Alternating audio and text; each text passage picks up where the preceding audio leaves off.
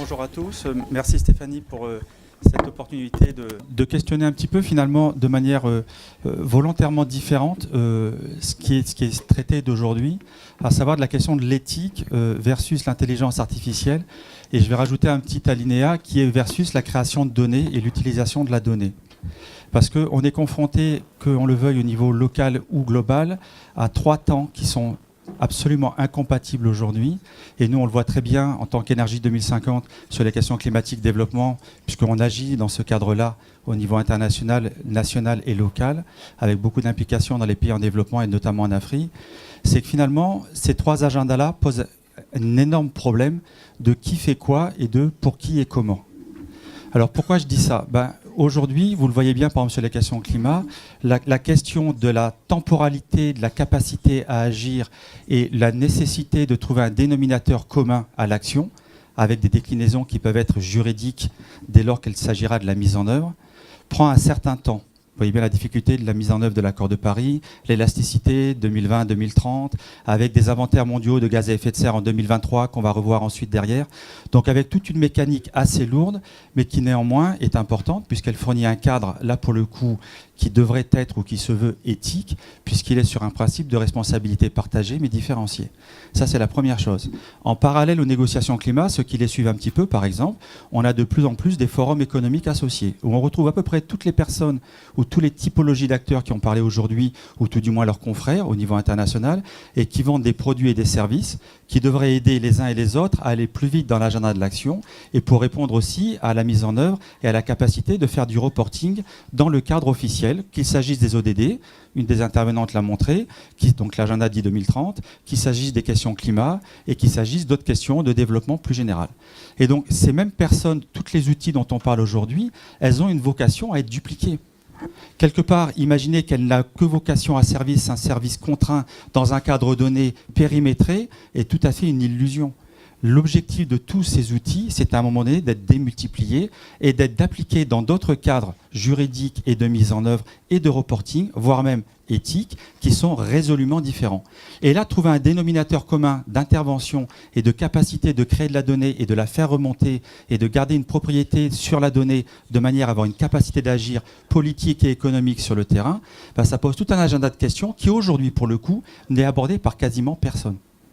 Il y a dans toutes les grandes conventions des articles qui précisent le transfert technologique, qui précisent la propriété intellectuelle.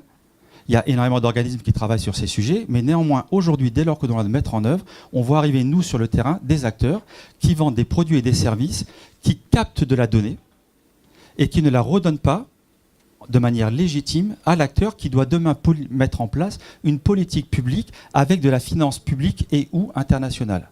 Je vais vous donner un exemple, la géo-ingénierie, qui est juste un agrégat formidable de quasiment toute l'intelligence artificielle qui est en train de se co-construire, va être, et c'est dans le dernier rapport du GIEC, le 1.5, on en parle de manière explicite, va être un moyen d'intervenir de manière globale sur des enjeux climatiques par rapport à des prises en compte de données multiples avec des options d'intervention de manière non géographique, veut dire localisé de manière globale sur des zones. Et là, on se pose des questions complètement énormes. Si on imagine que cela peut être une option par rapport à d'autres typologies d'urgence à agir sur le terrain, comme le développement urbain ou autre, comment on va ensuite avoir la gouvernance nationale, voire la capacité de mesurer la pertinence du choix qu'aura pu faire un certain type d'outils agrégés à un certain type d'acteurs économiques derrière, comment on va arriver derrière à avoir une remontée réelle pour savoir si oui ou non on atteint un objectif ou si on est simplement en capacité de vendre un produit et un service. Deuxième exemple, l'utilisation satellitaire pour la planification, les inventaires de gaz à effet de serre sur les territoires. Ça se fait de plus en plus.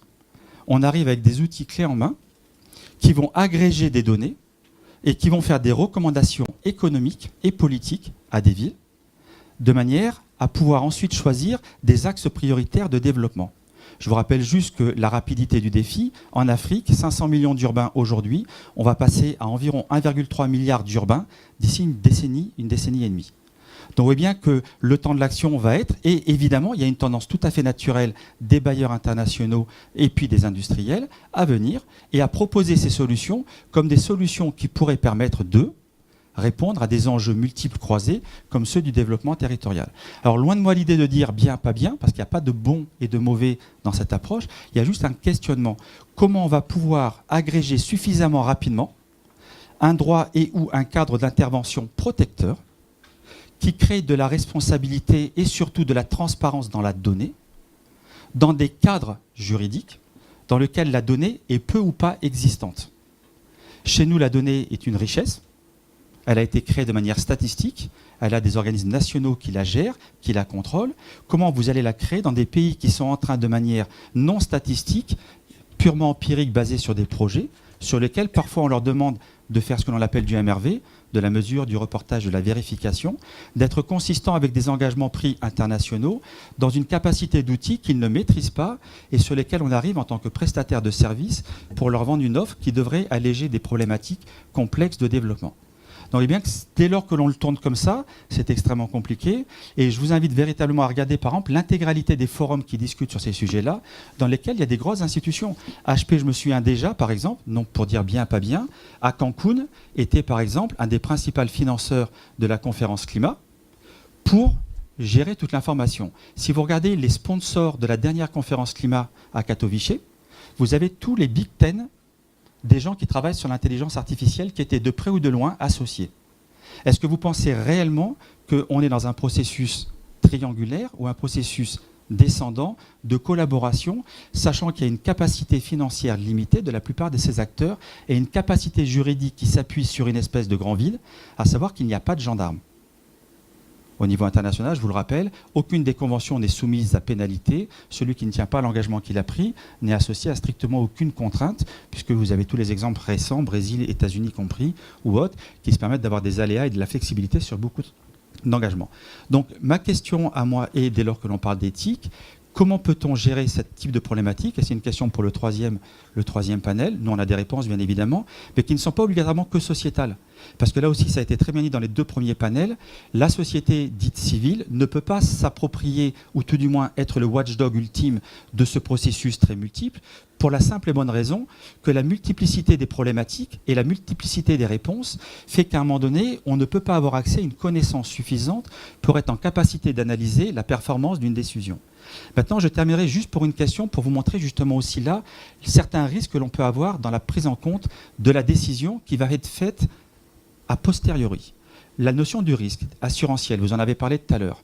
Aujourd'hui, une des grandes tendances africaines sur le risque alimentaire, alors pour ceux qui connaissent un peu la question alimentaire, ça pose quand même pas mal de petites questions à prendre en compte dans le choix d'un territoire, la gestion des ressources, l'anticipation, la formation, la capacité de vente ou autre, la propriété foncière, je pourrais dire quasi à l'infini. Maintenant, on met en place de plus en plus un processus d'assurance. C'est-à-dire qu'on ne va plus chercher à faire de la résilience en T, mais on va faire de la réparation post dès lors qu'il y a un préjudice qui fait qu'on va cibler des zones de réparation par rapport à un aléa. Donc je ne sais pas si vous voyez la question de comment je vais pouvoir hiérarchiser, dans la mesure où j'ai un fonds qui va être à dimension réduite, et je vais bien avoir des autorités qui vont devoir décider sur de la donnée acquise, souvent satellitaire ou autre, sur des actions sur lesquelles les pays et ou n'ont pas la mesure, voire le contrôle, et ainsi de suite. Deuxième chose, qui est très intéressant, c'est la question de l'anticipation du risque urbain. Aujourd'hui, par exemple, les gens qui travaillent sur les villes commencent, par exemple, les Red Cross, sur les villes, et bien, ils commencent à demander des fonds d'anticipation pour travailler, pour augmenter la résilience des territoires. Très bien. Comment ils vont choisir sur des capacités de fonds limitées les zones prioritaires d'intervention avec une question tout à fait légale de la donnée, la décision, le financement et la mesure de l'intervention, voire l'évaluation de la réparation. Et là, vous voyez bien que tout ce qu'on est en train de discuter aujourd'hui, finalement, c'est du terrain. Là. Quand on est sur le terrain, on est confronté en permanence à cette espèce de schizophrénie de l'information qui fait que, entre outils politiques, économiques, bailleurs, coopération, mise en œuvre, il va falloir trouver un juste équilibre, sachant, je le rappelle, qu'on a 3 agendas, du politique, de l'action, et ensuite de la mesure citoyenne sur le terrain. Voilà, je m'arrête là pour vous montrer juste des ressentis que nous on a sur le terrain, on est dans à peu près une 40aine de pays, et pour vous dire que dans le monde réel, dès lors qu'on n'est pas dans le monde économique d'un acheteur parce qu'il y a un service dont il a besoin, on se retrouve confronté aussi à finalement cette quasi-dépendance qui est en train de s'instituer autour de ces outils. Je ne dis pas que c'est bien, pas bien, j'ai encore un avis très partagé sur la notion d'évaluation, mais en tous les cas on voit bien qu'on y va. Et toutes les questions de morale dont on a commencé à parler se posent, au même titre que ces grandes conventions qui sont quand même basées sur un principe de moralité, d'éthique, d'accord, d'un intérêt collectif partagé. Est-ce qu'il est réel, pas réel? On pourra en discuter, mais néanmoins, j'ai bien compris. Et néanmoins, c'est des questions que je soumets à votre attention et qui sont au cœur de nos activités quotidiennes au sein de l'association. Je vous remercie et je te remercie, Stéphanie. Merci beaucoup, Stéphane.